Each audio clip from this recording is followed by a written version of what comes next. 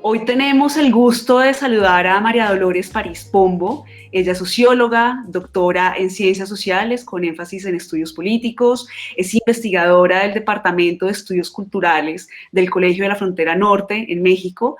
Ha trabajado temas de derechos humanos, temas de migraciones, cultura, identidades y relaciones interétnicas, entre otros.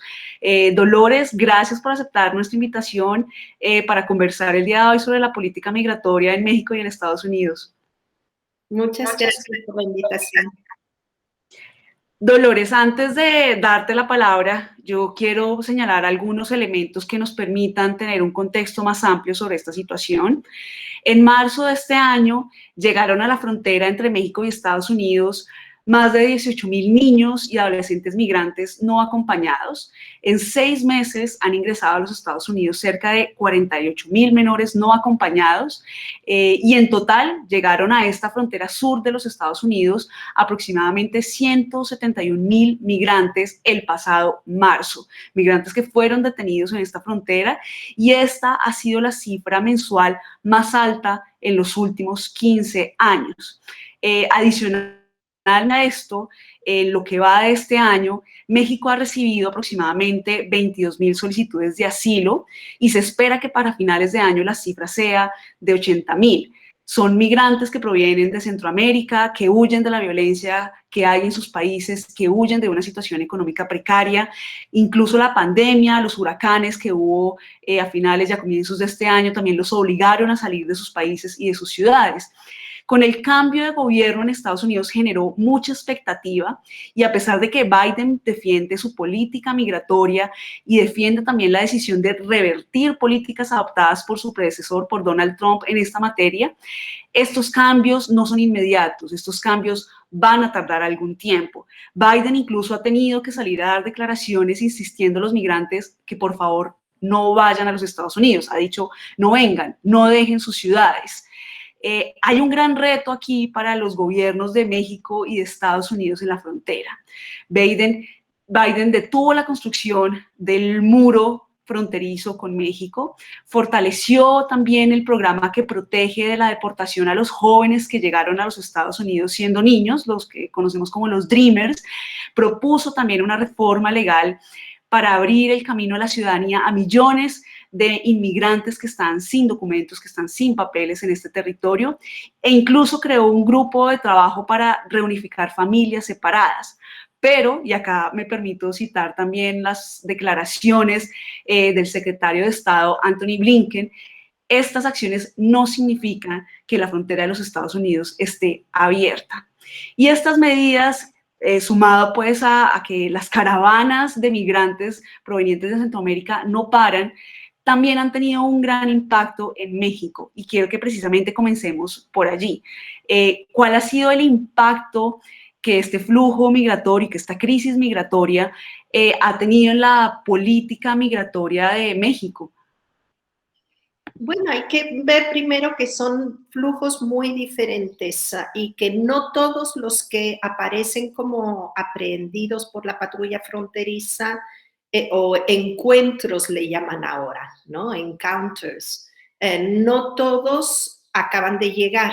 Es decir, aquí en Tijuana, donde me encuentro, que está en la frontera noroeste de México, en frontera con San Diego, California, aquí hay un campamento muy grande que se ha ido formando y son solicitantes de asilo, la mayoría. La mayoría lleva mucho tiempo aquí, platicando con una familia, por ejemplo, con un hijo de 8 y 10 años, llevaban ya 3 años en México, 1 año y medio, un poco más en Chiapas, y después se vinieron a la frontera, aquí cerca estuvieron viviendo debajo de un puente durante más de 1 año, en condiciones de calle, ¿no? Y este es el caso de mucha gente, entre otras cosas porque Trump prácticamente, con el pretexto de la pandemia y de la contingencia sanitaria, prácticamente canceló el derecho al asilo, es decir, en violación en realidad permanente de su propia ley. Debería de ser posible solicitar asilo en la frontera Sin embargo, no es posible, no puede uno entrar. Otra política que sigue en pie con Biden y que instauró Trump con el pretexto también de la pandemia, son expulsiones inmediatas a México. Entonces, esto no le llaman deportaciones, porque si una persona llega de Honduras, si una familia completa llega de Honduras, no la van a deportar a Honduras, sino que la van a expulsar a la frontera con México. Entonces se llaman título 42 por la ley de salud de Estados Unidos. Esto ha provocado estas dos políticas juntas, la imposibilidad de pedir asilo durante más de un año y las expulsiones inmediatas a la frontera, que primero como le llamamos aquí los coyotes, ¿no? Los traficantes de personas, pues están lucrando, porque por un lado les dicen que tienen muchas oportunidades de cruzar la frontera, les dicen a los migrantes, y entonces se traen a familias completas y como los regresan a México, vuelven a intentar.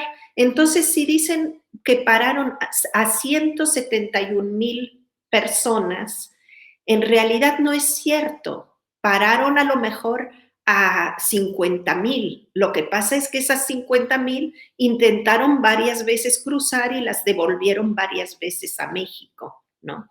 Entonces es lo que llaman ellos recidivismo, ¿no? O sea, el que entran o intentan entrar varias veces.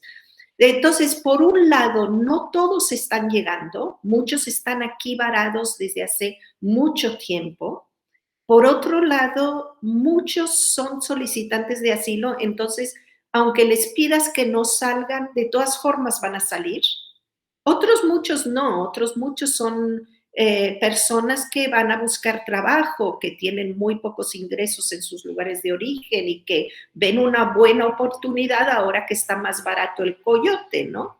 Y que hay grandes campañas de coyotaje. Entonces, realmente hay de todo y es muy compleja la situación, pero están en pie las políticas que están propiciando esta situación.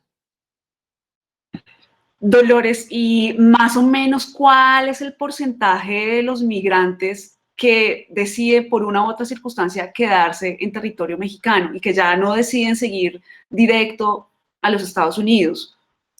Esto debe de ser muy alto en los últimos 2 años. Antes no era así, pero las políticas de Trump provocaron, como digo, un bloqueo de la gente, incluso más tiempo, es decir, prácticamente desde el inicio del gobierno de Trump y desde los últimos meses del gobierno de Obama. Porque, bueno, por ejemplo, los haitianos, ¿no? Fueron uno de los primeros flujos que nosotros vimos cómo iba creciendo la población de haitianos. Y en muchos de estos haitianos, es que es muy complejo el fenómeno aquí de migratorio. Muchos de estos haitianos no venían de Haití, venían de Chile y de Brasil. Primero de Brasil y ahora están llegando de Chile muchos, y desde hace 2 años de Chile. Entonces vienen con la intención de entrar a Estados Unidos, pero ante la imposibilidad de entrar a Estados Unidos, se quedan en México y se quedan muchos de ellos en la frontera norte de México, esperando una oportunidad para poder pedir protección en Estados Unidos, ¿no? Antes había una política favorable a los haitianos igual que a los cubanos. Los cubanos son otros que ahora hay mucho aquí en la frontera, sobre todo están en Juárez, en otra ciudad fronteriza, ¿no? Ciudad Juárez, y tienen pues ya redes, comercios, de todo. Entonces sí ha crecido mucho esta migración. Otra migración que es mucho más numerosa es la hondureña. De Honduras es impresionante el crecimiento, o sea, por ahí hace unos años me acuerdo que un padre que es director de una casa del migrante en Tecunumán, en Guatemala, frontera con México, decía, por favor, los hondureños, el último que salga, que apague la luz, porque realmente era una cantidad, y esto ha sido varios flujos, ¿no? Y ahora, en este momento, digamos, mucha gente llega por dos razones. Una de ellas sigue siendo, como lo ha sido por mucho tiempo, las maras o las pandillas que extorsionan, que violan a las muchachas, que intentan reclutar a los jóvenes. Y otra razón son los huracanes. Ha habido dos huracanes extremadamente destructivos en Honduras, que han pegado, por cierto, también muchísimo en Nicaragua. Nicaragua es otro país que está expulsando a mucha gente por razones políticas principalmente, pero también por los huracanes y por la destrucción reciente, ¿no? Entonces, es un fenómeno, como te digo, muy complejo porque hay muchos factores que, aunque les digamos a las personas no vengan, como lo hace Biden, no sirve de nada, ¿no? Es decir, voy a salir de todas formas. Y él me dice que no vaya, pero aquí me dice el coyote que no me preocupe, que tengo 5 chances de entrar y además ha disminuido el costo, ¿no? Dolores, quiero preguntarte acerca de cómo recibe la sociedad mexicana, cómo reciben estos estados a la población migrante. Tú mencionabas que principalmente son ciudades fronterizas, pero allí es posible que los migrantes, o más bien es fácil para ellos construir estas redes que tú también mencionabas. La política migratoria de AMLO es una política de brazos abiertos para los migrantes o es más bien difícil regularizar la situación de los mismos. No, realmente la política de AMLO estuvo totalmente en consonancia con la de Trump, totalmente en consonancia. Entonces, olvidémonos, ya sé que a mi generación cuesta trabajo, pero olvidémonos de derechas e izquierdas. Aquí la política ha sido muy parecida. E incluso AMLO estuvo presumiendo todo el tiempo el ser un gran amigo de Trump. Entonces, no felicitó a Biden cuando ganó las elecciones, ¿no? No ha, digamos, ha sido mucho más adverso y mucho más claramente autónomo en el caso de Biden en política migratoria. Entonces, durante el gobierno de Trump vimos cosas que no habíamos visto en la historia, a pesar de haber tenido varios gobiernos totalmente militarizados con el pretexto de la guerra contra las drogas y muchísima violencia contra los migrantes y otras poblaciones.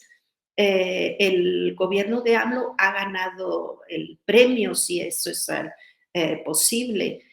Por ejemplo, es el primero en varias décadas que acepta las expulsiones de migrantes hacia México que no son mexicanos, pero el primero en varias décadas. Y no solo de migrantes, también de solicitantes de asilo.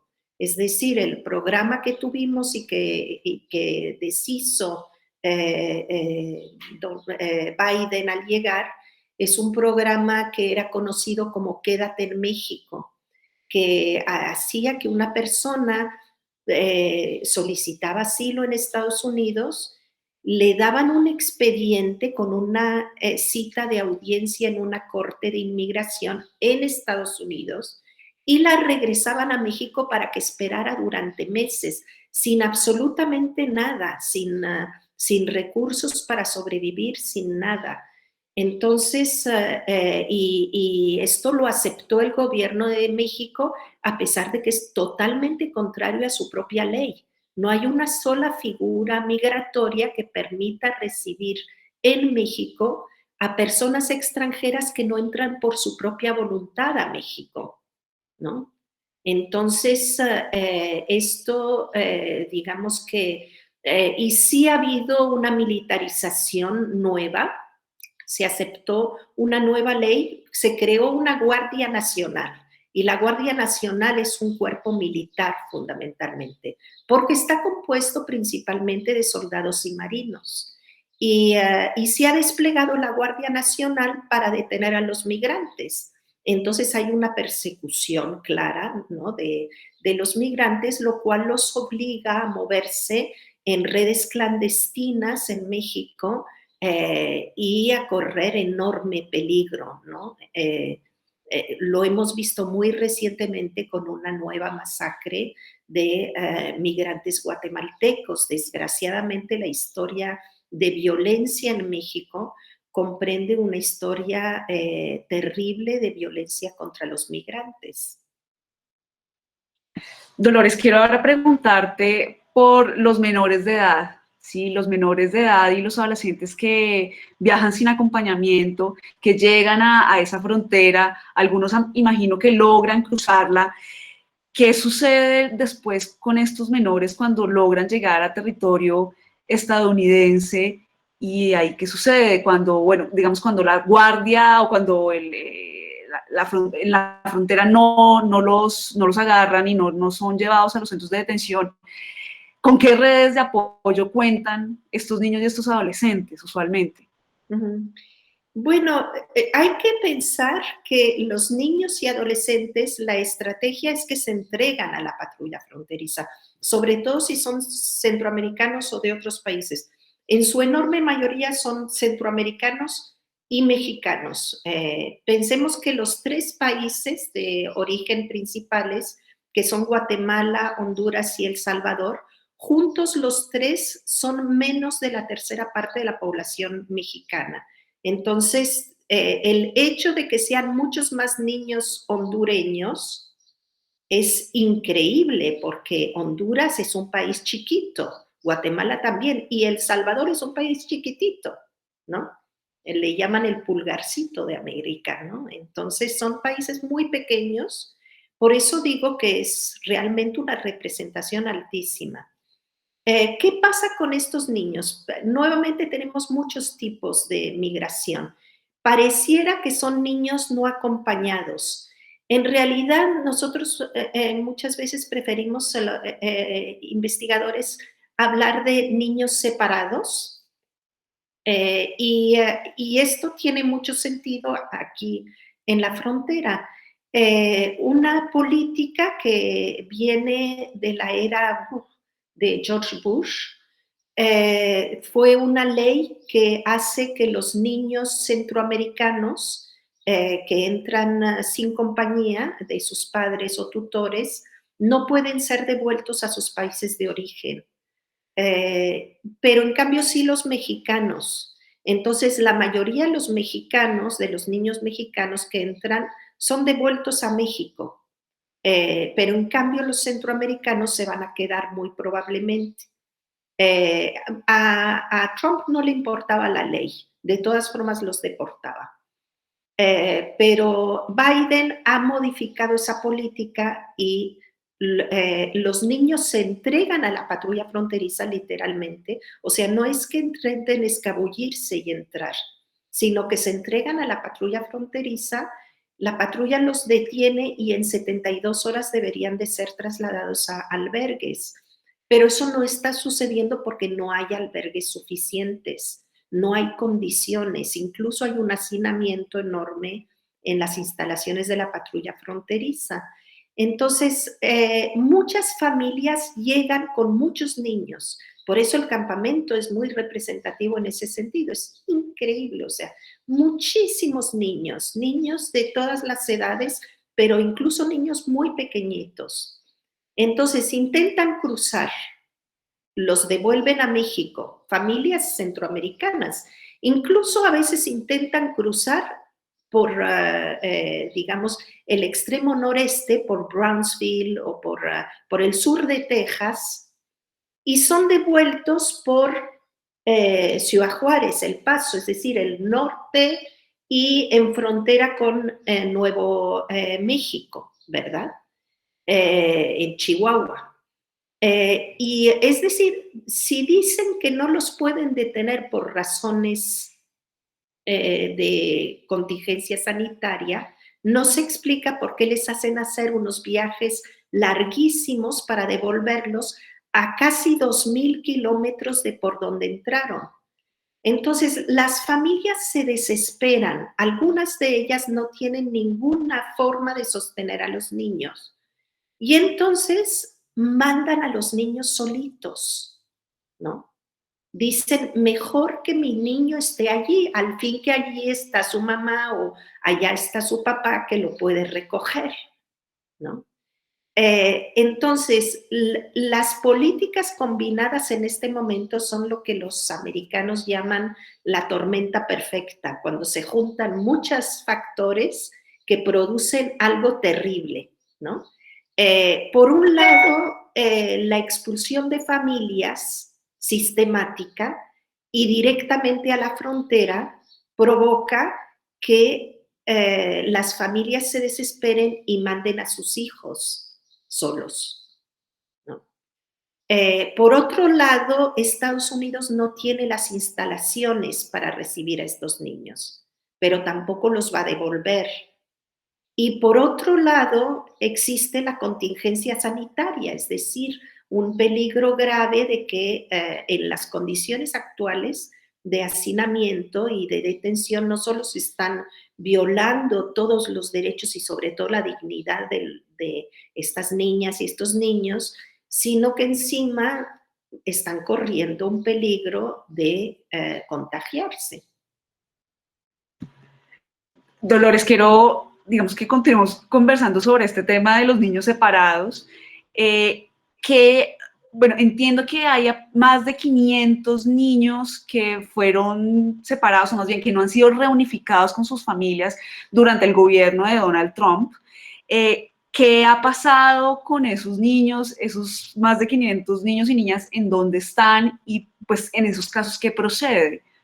Sí, esto viene de una política que impulsó el gobierno de Donald Trump en abril de 2018, que se llamaba la política de tolerancia cero.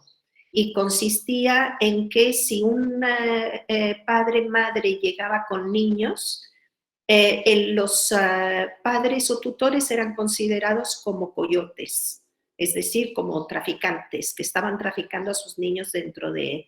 Entonces le quitan a los niños como si fuera un delincuente, ¿no? Y algunos los procesaban, pero eran tantísimos que ni siquiera tenían condiciones para procesarlos. A la enorme mayoría los deportaron a Centroamérica, pero quitaban a los niños de manera inmediata y muchas veces sin rastreo de la paternidad, maternidad de los niños.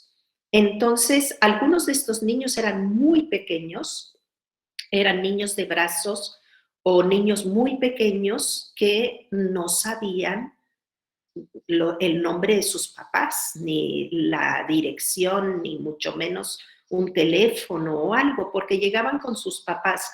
Cuando los padres mandan, como yo decía, a los niños solos, suelen tener, digamos, les meten, más bien siempre les meten todos los datos de sus familiares y de sus propios papás. Entonces, es relativamente fácil, entre comillas, al otro lado, rastrear a quién se puede ocupar de ese niño en Estados Unidos. Muchos de estos niños tienen familiares en Estados Unidos, muchos, creo que son 2/3 partes, algo así, ¿no? Entonces, que se pueden hacer cargo de ellos. Y ese es su destino final, por decirlo así. Pero el destino entre que entran y los detiene la patrulla fronteriza y que llegan con sus familiares es el problema, ¿no? Es todo un trámite, rastreo de los familiares, asegurarse de que no vayan a abusar de los niños, que también se han dado casos de familiares que explotan a los niños, ¿no?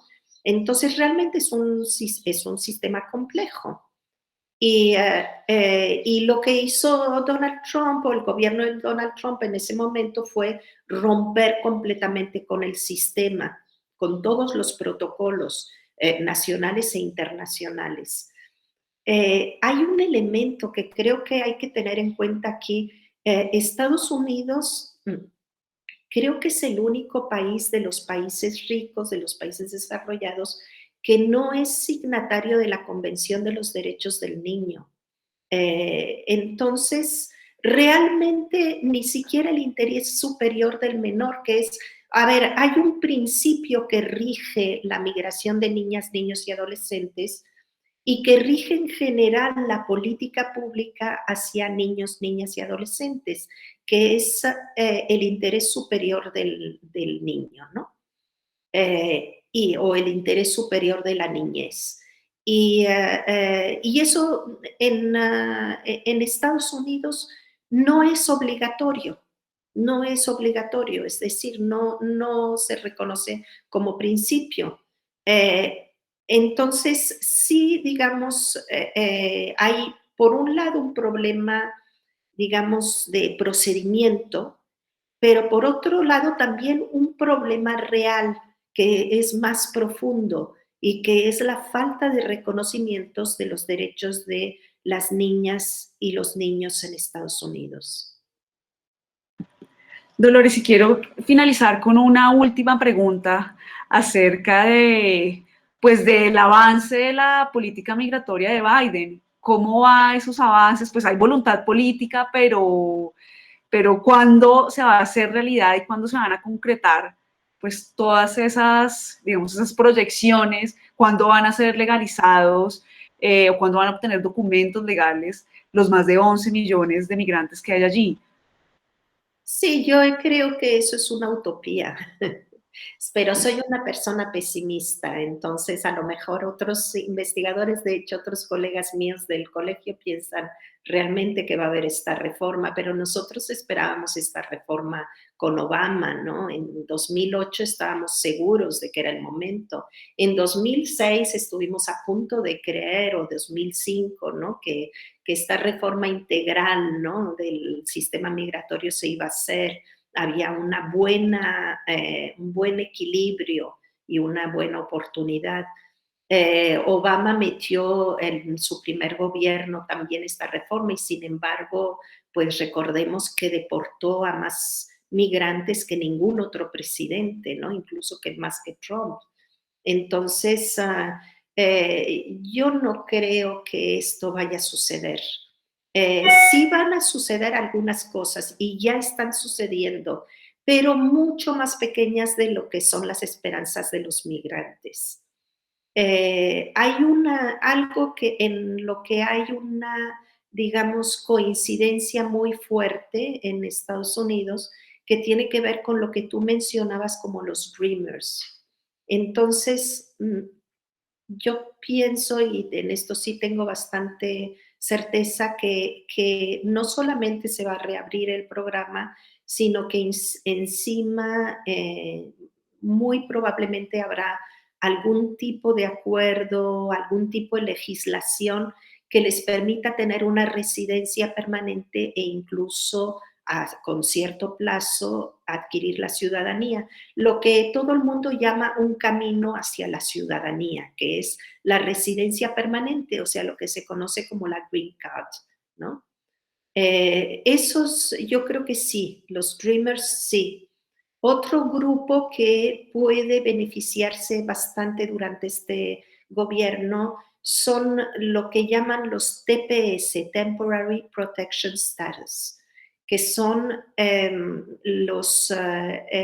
digamos, personas de ciertos países que son reconocidos frente a desastres naturales que les permiten tener un estatuto de protección temporal un poco similar al que hay en Colombia, al que acaba de decretarse en Colombia para los venezolanos. Y de hecho, Biden apenas, digamos, entró al gobierno o al poco tiempo, también decretó un TPS para los venezolanos. Entonces, esto es, digamos, pero son grupos, los venezolanos no son tan representativos en Estados Unidos como y además son ricos, por cierto. Bueno, en general, digamos, el ingreso medio del venezolano que llegó a Estados Unidos es mucho más alto que el ingreso medio del que llegó a Colombia. Entonces, es otro tipo de migración. Pero hay TPS también para los haitianos desde hace muchos años, pero solo para los que entraron después del terremoto de 2010, ¿no? O sea, tenían que haber entrado hasta enero del 2011.